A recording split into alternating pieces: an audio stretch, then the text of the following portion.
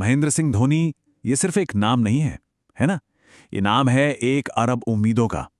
ये कहानी है उस लड़के की जो एक छोटे से शहर से निकला, टिकट कलेक्टर की नौकरी की और फिर दुनिया के सबसे बड़े मंच पर जाकर ट्रॉफियां उठाई। ये कहानी है यकीन की और उस ठंडे दिमाग की जो बड़े से बड़े तूफान में भी शांत रहता था। जरा सोचिए, स्टेडियम खचाखच भरा हुआ है, कानों में सिर्फ शोर है, हर एक बॉल पर मैच का रुख पलट रहा है और करोड़ों धड़कनें मानो थम सी गई हैं। हवा में एक डर है, हार का डर। और इस पूरे तूफान के बीच एक आदमी बिल्कुल चट्टान की तरह खड़ा है, शांत, स्थिर, एकदम अडिग। धोनी की सबसे बड़ी ताकत पता है क्या थी? उनका यही शांत स्वभाव। उन पलों में जब प्रेशर सबसे ज्यादा होता था, जब लगता था कि अब तो सब गया हाथ से, ठीक उसी वक्त उनका वो कामनेस 1 अरब लोगों के डर को भरोसे में बदल देता था। और ये लाइन तो हर क्रिकेट फैन के दिल की आवाज बन गई थी। अरे याद कीजिए ना, जब भी टीम मुश्किल में फंसती थी तो बस एक ही आवाज आती थी, अरे धोनी है ना। ये वो भरोसा था जो माही ने अपनी बल्लेबाजी से कमाया था।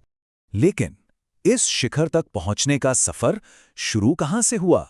चलिए आपको थोड़ा पीछे ले चलते हैं, रांची की गलियों में, जहां क्रिकेट की इस चकाचौंध से बहुत दूर एक आम सा लड़का कुछ बहुत बड़े सपने देख रहा था। देखिए, धोनी का परिवार भी बिल्कुल किसी आम भारतीय परिवार जैसा ही था, जहां सपनों से ज्यादा जरूरी क्या होता है? एक सरकारी नौकरी, एक सिक्योर फ्यूचर। लेकिन किस्मत को तो कुछ और ही मंजूर था। और कमाल की बात तो यह है कि उनका पहला प्यार क्रिकेट था ही नहीं, फुटबॉल था। जी हां, वो अपनी स्कूल टीम के गोलकीपर थे और कहते हैं कि गोलपोस्ट पर दिखाए गए वही तेज रिफ्लेक्सेस आगे चल के विकेट के पीछे उनकी पहचान बन गए। साल 2001 धोनी की जिंदगी एक अजीब से मोड़ पर आ खड़ी हुई। दिन में खड़गपुर रेलवे स्टेशन पर टीटी की नौकरी और रात में दिन भर की थकान के बावजूद क्रिकेट का वो पागलपन वाला जुनून। मतलब एक तरफ सपने थे, दूसरी तरफ हकीकत, और दोनों के बीच का फासला बहुत लंबा था। तो ये सिर्फ एक नौकरी और एक खेल के बीच का चुनाव नहीं था, नहीं, ये तो एक जंग थी। एक तरफ थी सिक्योरिटी, एक सरकारी नौकरी, और दूसरी तरफ था पैशन, क्रिकेट का एक अनिश्चित सपना। एक तरफ परिवार की उम्मीदें तो दूसरी तरफ दिल की आवाज। धोनी को इनमें से एक रास्ता चुनना था और ये फैसला उनकी पूरी जिंदगी बदलने वाला था। और धोनी ने अपने दिल की सुनी। उन्होंने वो बड़ा रिस्क लिया, नौकरी छोड़ी और अपना सब कुछ क्रिकेट के नाम कर दिया। और बस यहीं से शुरू हुई एक ऐसे तूफान की कहानी जिसने वर्ल्ड क्रिकेट का नक्शा ही बदल कर रख दिया। लेकिन इंटरनेशनल क्रिकेट में उनका आगाज किसी बुरे सपने जैसा था। पहली ही बॉल और रन आउट, 0 पर। जितने भी आलोचक थे उन्होंने तो उन्हें पूरी तरह से खारिज कर दिया था, पर धोनी ने कुछ नहीं कहा, कोई जवाब नहीं दिया। वो बस चुप रहे और सही वक्त का इंतजार करते रहे। और फिर वो दिन आया, साल 2005, पाकिस्तान के खिलाफ मैच। धोनी को नंबर 3 पर भेजा गया और उन्होंने बनाए 148 रन्स। वो भी क्या तूफानी पारी थी। उस एक पारी ने दुनिया को बता दिया कि इंडियन क्रिकेट में एक नया दौर शुरू हो चुका है। और ये तो बस शुरुआत थी। इसके बाद आए श्रीलंका के खिलाफ वो 183 रनों की यादगार पारी, जिसने एक लगभग हारा हुआ मैच भारत की झोली में डाल दिया। इस पारी ने धोनी को एक सुपरस्टार बना दिया और ये भी साबित कर दिया कि ये लड़का सिर्फ लंबे लंबे छक्के ही नहीं मारता, ये मैच जिताना भी जानता है। और फिर हर तरफ एक ही आवाज गूंजने लगी, माही मार रहा है। ये सिर्फ कमेंट्री की एक लाइन नहीं थी, ये पूरे देश का नारा बन गया था। ये उस नए इंडिया की आवाज थी जो डरता नहीं, लड़ता है। और इस नए इंडिया का चेहरा थे महेंद्र सिंह धोनी। लेकिन धोनी सिर्फ एक बल्लेबाज नहीं थे, है ना? वो एक लीडर थे, एक कप्तान। तो अब बात करते हैं उनके करियर के उस दौर की, जब उन्होंने इंडियन क्रिकेट की कमान संभाली और कुछ ऐसे फैसले लिए जिन्होंने इतिहास लिख दिया। याद है ना 2007 टी20 वर्ल्ड कप का फाइनल, आखिरी ओवर, पाकिस्तान को जीतने के लिए चाहिए 13 रन। क्रीज पर मिसबाउल हक और धोनी गेंद किसे देते हैं?